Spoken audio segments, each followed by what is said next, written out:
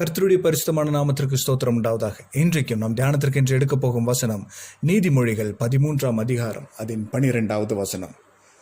நெடுங்காலமாய் காத்திருக்குதல் இருதயத்தை இளைக்க பண்ணும், விரும்பினது வரும்பொழுதோ ஜீவ விருட்சம் போல் இருக்கும். ஆமேன். இங்கே சாலமோன் இப்படியாக எழுதுகிறான், நெடுங்காலமாய் காத்திருக்குதல் இருதயத்தை இளைக்க பண்ணும், விரும்பினது வரும்பொழுதோ ஜீவ விருட்சம் போல் இருக்கும் என்று. நம்மளுடைய வாழ்க்கையில் நாம் எதற்காவது காத்து கொண்டு இருப்போமே, ஆனால் அந்த காத்திருப்பு நம்மளுடைய இருதயத்தை இளைக்க பண்ணும். என்ன இன்னும் கிடைக்கலையே, ஒவ்வொரு நாளும் நம்மளுடைய அந்த எதிர்பார்ப்பு அதிகமாய் கொண்டே இருக்கும். இன்னைக்கு கிடைக்குமா, நாளைக்கு கிடைக்குமா, நாம் அதற்காக பிரயாசப்பட்டு ஒரு நாள் பலனற்றவர்களாய் நாம் அமர்ந்திருப்போம். அதுதான் இருதயத்தை இளைக்க பண்ணும். இனி இதுக்காக நான் என்ன செய்யறது, எல்லாம் முயற்சிச்சாச்சு, இனி ஒன்றும் நடக்கலையே என்று கவலையோடு நாம் இருந்து கொண்டிருப்போம். ஆனால் நாம் எதிர்பாராத வேளையில் அந்த காரியம் நம் கைகூடி வருமே, ஆனால் அப்பொழுது அது எவ்வளவு சந்தோஷமா இருக்கும். நான் எதிர்பார்க்கவே இல்லையே, இதற்காக இவ்வளோ முயற்சித்தேன், அத்தனை முயற்சி வீணாய் போனது, இப்பொழுது இது எனக்கு கிடைத்து விட்டது என்ற சந்தோஷத்தில் நாம் எப்படி அகமகிழ்ந்து கொண்டிருப்போமோ, அந்த நிலையை தான் இங்கே சாலமோன் சொல்லுகிறான், விரும்பினது வரும்பொழுதோ ஜீவ விருட்சம் போல் இருக்கும் என்று. சாலமோன் அவனுடைய வாழ்க்கையில் எதற்காக காத்துட்டு இருந்திருக்கணும், எதற்காக அவனுக்கு இந்த ஒரு வசனம் அவன் எழுதியிருக்க வேண்டும். அவன் வாழ்க்கையில் ஒரு காரியத்திற்காகவும் காத்திருக்க வேண்டிய அவசியம் அவனுக்கு இல்லை. அவனை ராஜாவாக அபிஷேகம் பண்ணுவதற்கும் இஸ்ரவேலை அரசாளுவதற்கும் நான் ராஜாவாக வேண்டும் என்றும் கூட அவன் நினைச்சது கிடையாது. அவன் அதுக்காக காத்திருக்க வேண்டிய அவசியமும் இல்லை. ஒரு நாள் அவனை அழைத்து இஸ்ரவேலிற்கு மேல் ராஜாவாக அபிஷேகம் பண்ணுகிறார்கள். அப்படி இருக்கும்பொழுது அவன் பயந்து, இந்த ஜனங்கள் கர்த்தருடைய ஜனங்கள் அல்லவா, இந்த ஜனங்களை யாரால் நடத்தக்கூடும், கர்த்தருடைய அபிஷேகம் இல்லை என்றால் இந்த ஜனங்களை யாரால் நடத்தக்கூடும், ஒருவேளை நான் தவறா வழி நடத்திட்டேன்னா, ஒருவேளை நான் தவறா இவர்களை ஆளுகை செய்து விட்டேன்னா கர்த்தருக்கு நான் தானே கணக்கு கொடுக்கணும். அதற்கெல்லாம் பயந்து அவன் தேவ சமூகத்தில் போய் நின்று, தேவனே நான் என்ன செய்வேன் என்று கலங்கி ஆண்டவர் சமூகத்தில் கேட்டுக்கொண்டிருக்கிறான். அப்பொழுது ஆண்டவர் அவனுக்கு மறு உத்தரவாக, உனக்கு என்ன வேண்டும் என்று கேட்கிறார். இவனோ ஆஸ்தியோ பொருளோ, எனக்கு இது வேணும் அது வேணும், என் வாழ்க்கை மேன்மையடைய வேண்டும், பொருளாசை அப்படியெல்லாம் அவன் கேட்காம அவன் ஒன்று கேட்டான், ஆண்டவரே இது உம்முடைய ஜனங்களை வழி நடத்துவதற்குண்டான ஞானத்தை கொடுங்கன்னு கேட்டான். ஆண்டவர் அதில் பிரியப்பட்டார். ஆண்டவர் சொல்கிறார், நீ கேட்ட ஞானத்தையும் உனக்கு தருவேன், நீ கேளாத ஐஸ்வர்யத்தையும் உனக்கு தருவேன் என்று சொல்லி ஆண்டவர் கொடுத்த ஐஸ்வர்யம் அது மேலானதாக இருந்தது. சாலமோன் வாழும்போது அவனுக்கு ஒப்பான ஒரு ராஜா அதற்கு முன்பும் வரவில்லை, அதற்கு பின்பும் வரவில்லை. அவ்வளோ ஆஸ்தி, அவ்வளோ வேலைக்காரர்கள், எண்ணுக்கடங்காத வேலைக்காரர்கள் அவனிடத்தில் இருந்தார்கள். யுத்த வீரர்கள், ஆடு மாடு ஒட்டகங்கள் ரதங்கள் என்று அவனுக்கு உண்டான ஒரு ஆஸ்திக்கு ஒரு அளவே இல்லாமல் இருந்தது.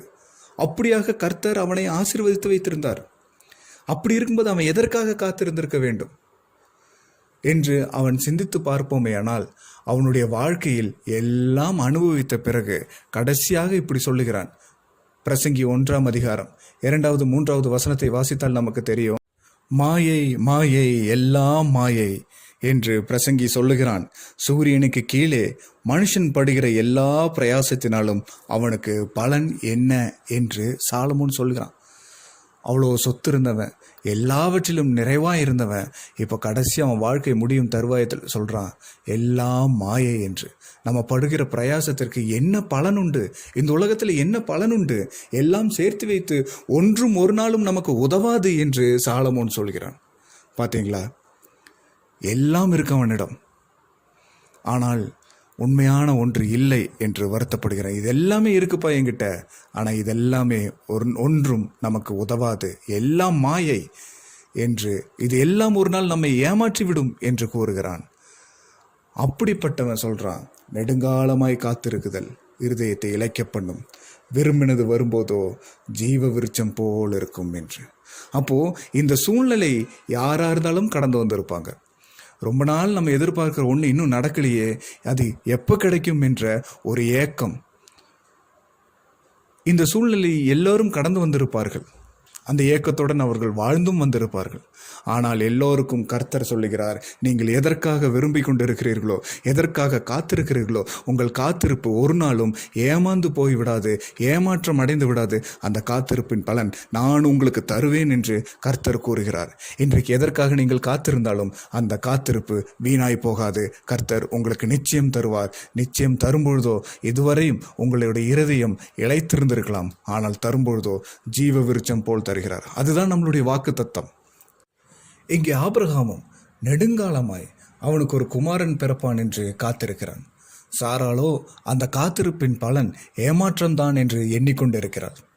இவர்கள் இருவரும் காத்திருந்து அவர்களுடைய வாழ்க்கையில் நம்பிக்கையற்ற நிலையில் போய்விட்டார்கள்.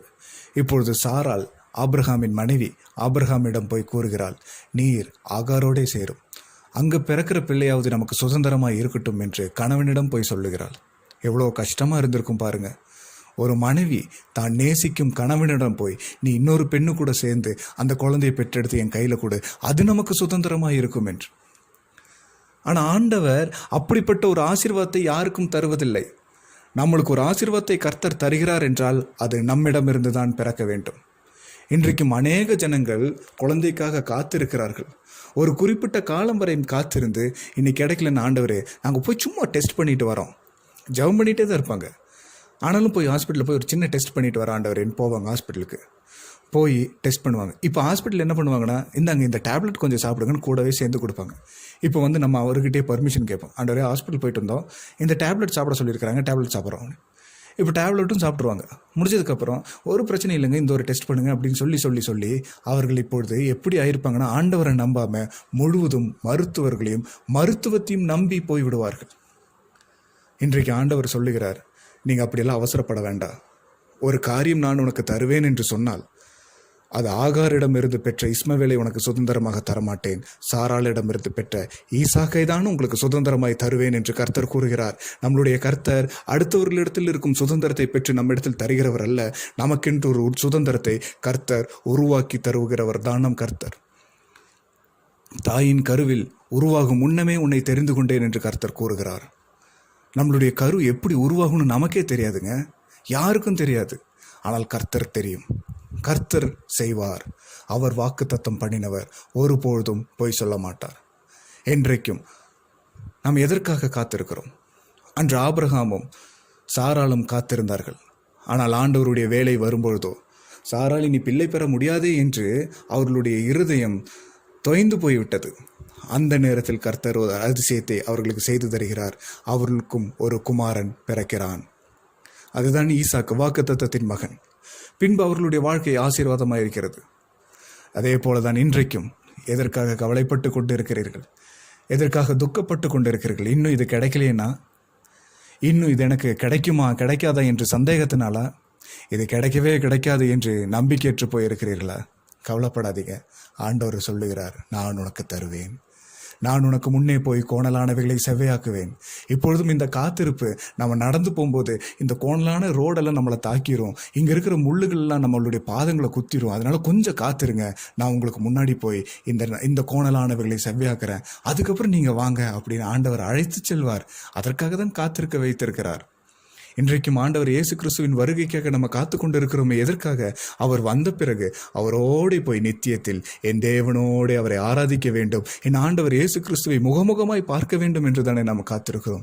இந்த காத்திருப்பு ஒருவேளை நமக்கு இழைக்க பண்ணும். ஆண்டவரே, உமக்காக தானே உண்மையாக காத்திருக்கிறேன், ஆனாலும் ஆண்டவர் இந்த உலகத்தின் பாடுகள் பிரயாசங்கள் என்னை உம்மை விட்டு பின்னோக்கி செயல்கிறது, அடிக்கடி நான் விழுந்து போகிறேன், என்னுடைய இருதயம் இழைத்து விட்டதையா என்று நாம் விண்ணப்பித்து கொண்டிருப்போம். என்னால் ஆண்டவர் சொல்கிறார், இன்னும் கொஞ்ச நாள் பாடு அனுபவிக்கிற உங்களை சீர்படுத்தி சிறப்படுத்தி நிலைநிறுத்தி ஆண்டவர் உயர்த்தும் காலம் வந்துவிட்டது.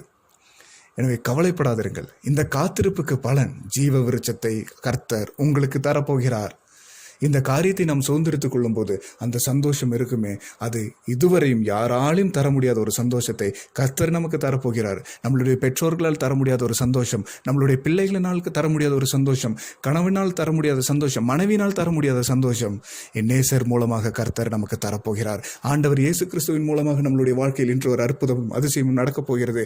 எதற்காக காத்திருந்து இந்த வார்த்தைகளை கேட்டுக்கொண்டிருக்கிறீர்களோ அந்த காத்திருப்பின் பலன் இன்றைக்கு கர்த்தர் உங்களுக்கு தருகிறார். ஆண்டவர் இயேசு கிறிஸ்துவை விசுவாசி விசுவாசித்து நாம் அவருடைய சமூகத்தில் கேட்கும்பொழுது அவர் ஜீவ விருட்சத்தை போன்ற அந்த காரியத்தை உங்களுக்கு இன்றைக்கு செய்து தருவார். நெடுநாளாய் காத்திருக்குதல் இருதயத்தை இளைக்க பண்ணும். வெறுமெனது வரும்பொழுதோ ஜீவ விருட்சம் போல் இருக்கும்.